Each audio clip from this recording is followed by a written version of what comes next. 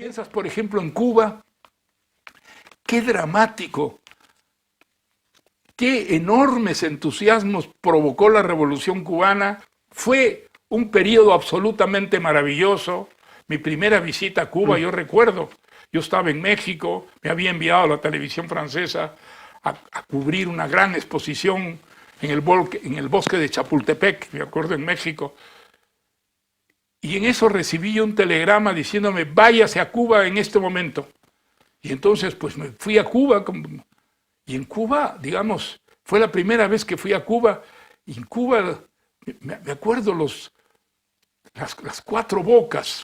Ahora, de esa Cuba que parecía intentarlo todo, a la Cuba de estos momentos absolutamente trágica, de la que salen 180,000 personas han salido luego de los últimos acontecimientos en Cuba. 180,000 personas. Digamos, no existe un país que haya expulsado a tanta gente como Cuba y donde la gente esté sufriendo como está sufriendo en Cuba. A mí me impresionó enormemente un artículo que apareció en El País hace algunos días, en las que el autor hablaba de dos profesoras que ganaban $30 al mes, más o menos, y que habían sido unas entusiastas de Fidel Castro y que ahora sobrevivían malamente con ese sueldo ridículo, absolutamente ridículo, que cambiaban en dólares para poder sobrevivir y que tenían que someterse, digamos, a las condiciones de vida absolutamente espantosas en que viven los cubanos que todavía están adentro, ¿no? La literatura es lo que más me mueve, por supuesto. Es lo más ambicioso, lo más rico, lo más original. Pero es imposible, siendo latinoamericano, no preocuparse por los problemas de América Latina, que hoy día son probablemente los mayores de la historia latinoamericana. La literatura, para mí, estando lejos de América Latina, es lo más importante, pues hoy en día, ¿no? Sin ninguna duda, yo tiendo a ver América Latina a través de la literatura, de la muy buena literatura que existe en América Latina. Eso es algo muy, muy distinto de lo que ocurría, por ejemplo, en mi infancia. La idea de la literatura a mí me preocupó muchísimo cuando descubrí que yo tenía una vocación literaria. Me preocupaba por la falta de librerías, por la falta de editoriales en América Latina. En esa época pues había una gran incomunicación en América Latina. Nosotros en el Perú no sabíamos qué se escribía en el Ecuador o qué se escribía en Chile, salvo figuras como Neruda, por ejemplo, que Neruda sí atravesaban las fronteras, pero eso era muy, muy raro, era muy excepcional. Sí. Una señora que era profesora de la Universidad Argentina y que habló de Borges, y nos descubrió Borges en el Perú. Yo estaba muy chico, era 16, 17 años, y el descubrimiento de Borges pues fue algo absolutamente extraordinario.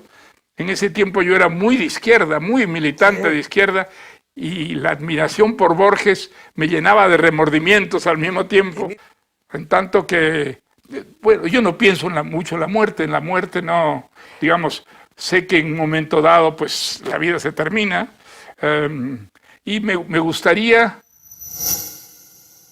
que en ese momento yo estuviera escribiendo, ojalá tener una pluma en la mano, porque me defendería muchísimo con esa situación crítica que es el momento final y que todos tenemos que vivir, ¿no? En un momento dado. Digamos, con mi actitud frente a la vida, que no es de ninguna manera de antagonismo, de irritación.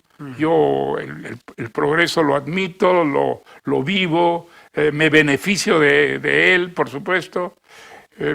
Y al mismo tiempo es imposible no tener nostalgia de las grandes cosas que le han pasado a la vida, ¿no es cierto? La pintura, la poesía, la literatura.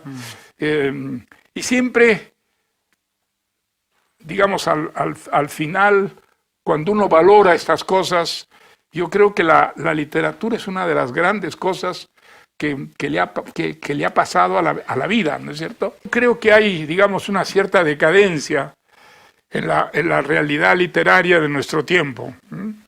Creo que, digamos, probablemente se lee menos que en el pasado, porque en el pasado se leía de una manera mucho más intensa. Creo que la literatura marcaba la vida en el pasado de una manera mucho más importante que lo que es en nuestros días. Creo que hoy día la lectura es muy superficial. No hay, digamos, los grandes creadores que había en el pasado, aunque quizá estamos pues muy lejos de la realidad de nuestro tiempo en el aspecto literario. Pero ¿quiénes se comparan hoy día a los grandes escritores rusos, por ejemplo? A Dostoyevsky. ¿Sí? Es muy difícil, digamos, aceptar que hoy en día la nueva literatura ha superado, por ejemplo, a Flaubert. Cuando yo descubrí que mi vocación era dedicarme a la literatura, mi gran preocupación era, digamos, ¿cómo puede ser uno escritor en un país donde no hay editoriales, donde prácticamente no hay librerías, donde la comunicación con el resto de los países de América Latina es tan escasa, tan diminuta? Hoy día poder hablar con una gente que viaja, estamos viendo cosas absolutamente increíbles, como es la derrota de los rusos en Ucrania. Eso es algo que parecía increíble, porque todos estábamos convencidos de que la decisión de Putin pues iba a ser un paseo, y sin embargo no es un paseo, y los ucranianos se han mostrado de una enorme valentía, es decir, con armas occidentales, por supuesto, pero digamos, los que se han llevado una sorpresa han sido los rusos, sí, y nos hemos llevado una sorpresa también nosotros, ¿no? En este mundo yo creo que hay que aceptar la modernidad, que la modernidad es irreemplazable, y al mismo tiempo reforzar un poco nuestro vínculo con las grandes tradiciones. Creo que las grandes tradiciones no se están muriendo, que es la impresión que a ratos tenemos cuando vemos la televisión, cuando oímos la radio. Yo tuve la suerte de trabajar muchos años en la radio, por ejemplo, en la radio francesa, y entonces cuando oigo hoy en día la radio francesa, pues me deprimo muchísimo, porque digamos, el nivel de los programas es un nivel de una enorme pobreza, y con la idea fundamentalmente de capturar grandes auditorios, ¿no? España, desde que yo llegué hasta lo que es ahora, pues hoy día España es un país libre, es un país que es representativo. Bueno, tiene el problema del independentismo regional, que todavía es un problema muy serio, que no ha resuelto España, pero España es un país moderno, es un país libre, es un país donde funcionan las instituciones. Y yo he conocido una España muy distinta, una España que estaba sometida a una dictadura muy estricta. Yo recuerdo, por ejemplo, cuando hice el doctorado aquí en la universidad, en la Universidad de Madrid, de pronto nos retiraron la revista de Occidente, que yo estaba leyendo.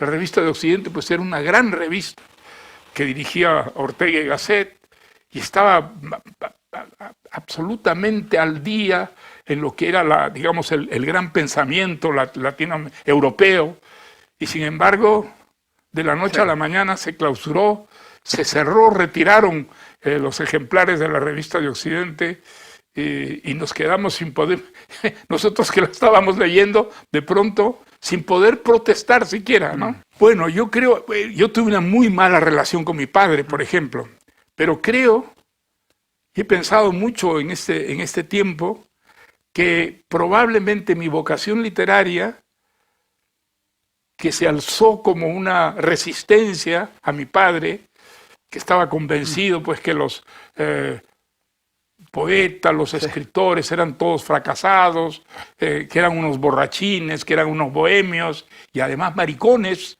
maricones. Eso era para mi padre algo terrible. Como era en América Latina hace 30 años, ¿no? La idea de que fuera uno maricón, eso a mi padre lo volaba, y entonces él asociaba muchísimo la vocación literaria a la mariconería, ¿no? Y entonces yo creo que no hubiera... Probablemente la literatura fue una manera de resistir ese dominio que quería imponerme mi padre. Y entonces comencé a escribir de una manera muy seria ya, cuando estaba en Lima, viviendo con él. Y claro, lo hacía un poco escondidas. Yo descubrí un poco el Perú a través de mi padre. Yo había tenido una vida pues muy privilegiada. Me habían defendido contra el Perú, digamos, mis abuelos, mis tíos, mi madre. Y mi padre fue conocer ese país.